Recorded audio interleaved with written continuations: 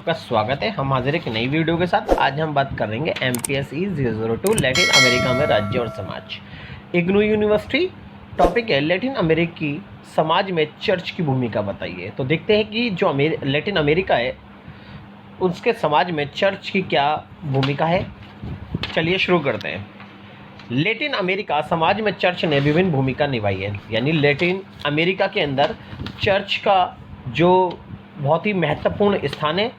अमेरिकी लोग स्पेन और पुर्तगाल भाषी राष्ट्र के हैं जो रोमन कैथोलिक चर्च से संबंधित हैं। तो जितना अगर हम बात करें लैटिन अमेरिका के अंदर बहुत सारे देश आते हैं, जैसे कि स्पेन और पुर्तगाल की अगर हम बात करें, ये भाषी राष्ट्र के हैं और ये रोमन कैथोलिक चर्च से संबंधित रखते हैं। ये कैथोलिक चर्च होता क्या है?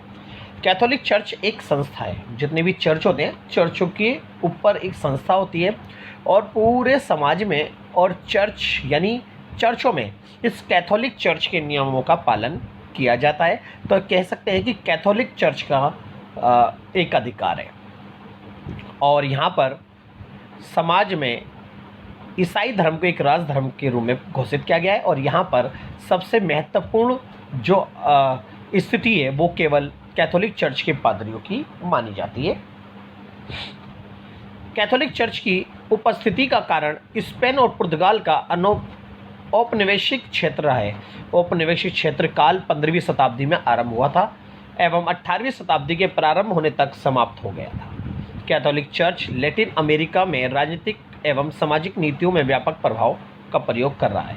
तो यहाँ पर अगर हम बात करें कि लैटिन अमेरिका के अंतर्गत सामाजिक और आर्थिक यानी राजनीतिक और सामाजिक नीतियों में कैथोलिक चर्च का बहुत बोलबाला है, क्योंकि यहाँ पर राजनीतिक और सामाजिक नीतियाँ जो भी बनती हैं वो सब कैथोलिक चर्च यानी ईसाई धर्मों के नियमों के अनुसार बनती है। लेकिन लैटिन अमेरिका में कैथोलिक चर्च को अफ्रीकी धर्म यानी प्रोटेस्टेंट संप्रदाय के प्रतिनिधियों का सामना करना पड़ा। यहाँ पर कैथोलिक को बहुत ज़्यादा अफ्रीकी धर्म के प्रतिनिधियों का सामना करना पड़ा। इसके अंदर आपस में विवाद बनता जा रहा है। लैटिन अमेरिका के अनेक देशों में राजनीतिक दलों और भौगोलिक क्षेत्रों में धर्म का प्रवेश हो गया। अब कुछ समय बाद क्या हुआ, जब जो कैथोलिक चर्च का मानवीय जीवन पर इतना प्रभाव पड़ने लगा कि मानवीय जीवन जो थे वो प्रभावित होने लगे, वो पिछड़ने लगे, क्योंकि उनके जीवन पे धर्म का बोलबाला हुआ। तो ऐसे में वहाँ पर राजनीतिक दलों का बोलबाला हुआ और भौगोलिक क्षेत्र में धर्म का प्रवेश हो गया, यानी राजनीति में भी। ये विभिन्न रूपों के साथ राजनीतिक और समाज में अपनी जड़ें फिर से जमाने का प्रयास कर रहा है। अगर वहाँ पर राजनीति की बात करें तो राजनीतिक दल भी अब कैथोलिक धर्म के नियमों के अनुसार चलने लगा। चलिए देखते हैं हम समाज में चर्च की भूमिका। तो 1960 से पहले कैथोलिक चर्च एक शक्तिशाली संस्था थी जिसमें उद्योग, सेना, सरकारी, कुलीन वर्ग आदि शामिल थे। तो अगर हम बात करें लैटिन अमेरिका में 1960 से पहले की अगर बात करें तो लैटिन अमेरिका के अंदर जो कैथोलिक चर्च का बोलबाला था और कैथोलिक चर्च के अधिकतर जो सदस्य थे वो उद्योग, सेना, सरकारी, कुलीन वर्ग यानी समाज के जो संपन्न वर्ग था ना, वो सभी कैथोलिक चर्च के सदस्य यानी कैथोलिक चर्च में शामिल थे। तो इसलिए वहाँ पर समाज में चर्च की बहुत महत्वपूर्ण भूमिका थी। दूसरा, इस दौरान सामाजिक नीतियाँ निष्क्रिय बनी रही, लेकिन शक्ति को बनाए रखने के लिए महत्वपूर्ण प्रयास हुए। यहाँ पर जो समाजी नीतियाँ थी वो निष्क्रिय थी यहाँ पर, क्योंकि जो कैथोलिक चर्च था उसका प्रभाव था। और लेकिन शक्ति को बनाए रखने के लिए महत्वपूर्ण प्रयास किए। और यहाँ पर कैथोलिक चर्च और राजनीतिक दल और शासक ने अपनी शक्ति को अर्जित यानी यहाँ पर अपने शक्ति को बनाए रखने के लिए और बहुत सारे प्रयास किए गए थे। 1910 के बाद मैक्सिको में क्रांतिकारियों के शासन में चर्च को बनाए रखने के लिए नौकरशाही कार्यालयों के निर्माण को प्रमुख संस्था के रूप में स्थापित किया। तो यहाँ पर लैटिन अमेरिका के अंदर अगर बात करूँ 1910 के बाद मैक्सिको में क्रांतिकारी जो थे यानी क्रांतिकारियों के शासन में, यहाँ पर क्रांतिकारियों का शासन हो, इन्होंने चर्च को बनाए रखने के लिए यहाँ पर चर्च को इन्होंने बहुत इंपॉर्टेंस दी। क्रांतिकारियों ने इन्होंने बोला कि चर्च का शासन बना रहे और नौकरशाही कार्यालयों के निर्माण को प्रमुख संस्था के रूप में स्थापित किया और नौकरशाही कार्यालयों को भी चर्च के नियमों के अनुसार स्थापित कर दिया। क्यूबा की क्रांति से दबाव पड़ने लगा, क्योंकि यहाँ पर जो था वो चर्च का कैथोलिक चर्च का शासन ही था एक तरह से, क्योंकि कैथोलिक के मानव जीवन में प्रत्येक वो था यानी धर्म का बोलबाला था।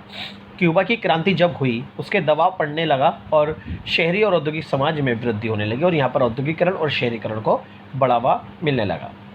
नेक्स्ट है, क्यूबा क्रांति के बाद लैटिन अमेरिका में सैनिक शासन स्थापित हो गया। जब क्यूबा क्रांति के बाद अगर बात करें तो सैनिक शासन में भी लैटिन अमेरिका में कैथोलिक चर्च के अत्यंत प्रगतिशील वर्गों का उदय हुआ। यानी क्यूबा के बाद सैनिक जब शासन आया कुछ वक्त ही नहीं तो, लेकिन यहाँ पर लैटिन अमेरिका में कैथोलिक चर्च के अंतर्गत प्रगतिशील वर्गों का उदय हुआ।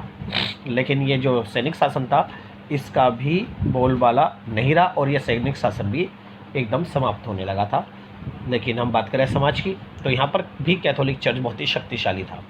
1960 और 70 के दशकों में चर्च के कार्यकारी लोगों का देश की राजनीति में अधिक भागीदारी हो गया। अब जो चर्च थी कैथोलिक चर्च, उसके जो अधिकारी थे, कार्यकारी जो कैथोलिक चर्च को चलाने वाले थे, वो सभी जो कार्यकारी थे अब वो देश की राजनीति में सक्रिय भागीदारी हो गए। अब देश की राजनीति में बड़े बड़े पदों पर वो आसीन हो गए और उन्होंने कैथोलिक चर्च के नियमों के अनुसार यहाँ पर समाज को चलाया और राजनीतिक व्यवस्था के जो निर्णय थे वो लिए।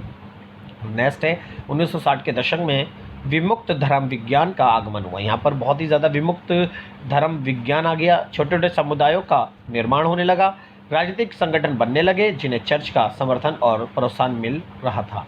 और यहाँ पर कैथोलिक चर्च ने यहाँ पर राजनीतिक संगठन बनाने स्टार्ट कर दिए। यहाँ पर राजनीतिक दलों का उदय हुआ। इस तरह से यहाँ पर समाज में बदलाव होने लगा। तो इस तरह से हम कह सकते हैं कि जो लैटिन अमेरिका के जो समाज था उसमें चर्च यानी कैथोलिक चर्च या धर्म का बहुत ही विशेष स्थान प्राप्त था। तो अगर आपको हमारी वीडियो अच्छी लगी तो हमारे चैनल को सब्सक्राइब करें, लाइक कमेंट शेयर करना ना भूलें।